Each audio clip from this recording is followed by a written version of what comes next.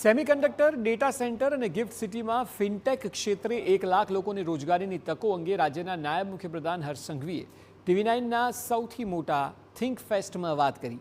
આગામી સમયમાં અમદાવાદમાં યોજાનાર કોમનવેલ્થ ગેમ અને ત્યારબાદ ઓલિમ્પિકનું વિઝન, રમતગમત ક્ષેત્રે ગુજરાત કેવી અને કેટલી ઝડપે આગળ વધી રહ્યું છે તે અંગે હર્ષ સંઘવીએ નિવેદન આપ્યું.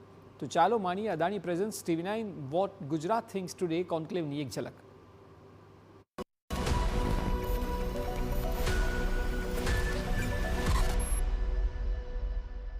સેમિકન્ડક્ટરમાં બી સૌથી પહેલું પ્રોડક્શન એ ગુજરાતમાં ચાલુ થવાનું.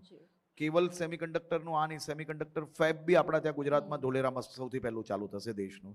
આ જ રીતે આવનારા દિવસોમાં મેન્યુફેક્ચરિંગ હબ જોડે જોડે આપણે ડેટા સેન્ટર માટેનું બી ખૂબ મોટા કામગીરી ચાલુ છે અને એ દિશામાં રાજ્ય સરકાર દ્વારા કામગીરી કરવામાં આવેલી છે.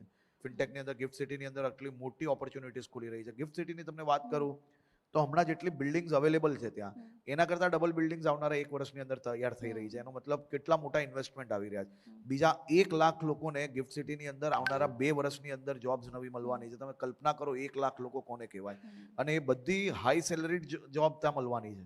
એટલે ફિનટેકની અંદર ખૂબ મોટી ઓપોર્ચ્યુનિટી ત્યાં ડેવલપ થઈ. આ જ રીતે આઈટી માટેના નવા ઓપોર્ચ્યુનિટીઝ મારા રાજ્યના યુવાનો માટે શું લાવી શકીએ તે દિશામાં અમે લોકો કામ કરી રહ્યા છીએ. ડેટા સેન્ટર્સ આવશે તો એની અંદર બી ખૂબ મોટા પાયે આઈટી અને ડેટા જોડે જોડાયેલા લોકોને જોબ્સ મળશે.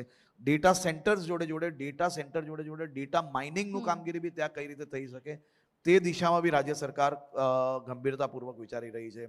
ઇલેક્ટ્રોનિક મેન્યુફેક્ચરિંગ માટે બી અમે લોકો કામગીરી કરી રહ્યા છે અને આવનારા દિવસોની અંદર તે દિશામાં બી અમે લોકો આગળ વધવા માટેની તૈયારીઓ અમારી છે. કોમનવેલ્થની સત્તાવાર જાહેરાત થઈ ગઈ છે.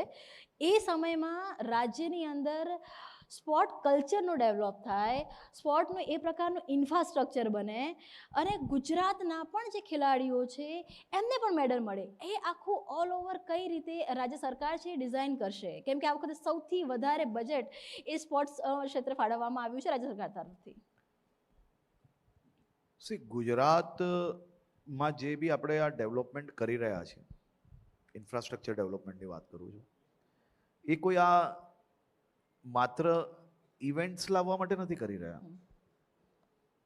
આ ઇવેન્ટ્સ થકી રાજ્યના ખૂણે ખૂણે સ્પોર્ટ્સ કલ્ચર ડેવલપ કરવા માટે જ આપણે આ કામગીરી કરી રહ્યા છીએ. તમારી જાણકારી માટે, ભલે મેડલ્સ કદાચ આપણે ઓછા મળ્યા હશે,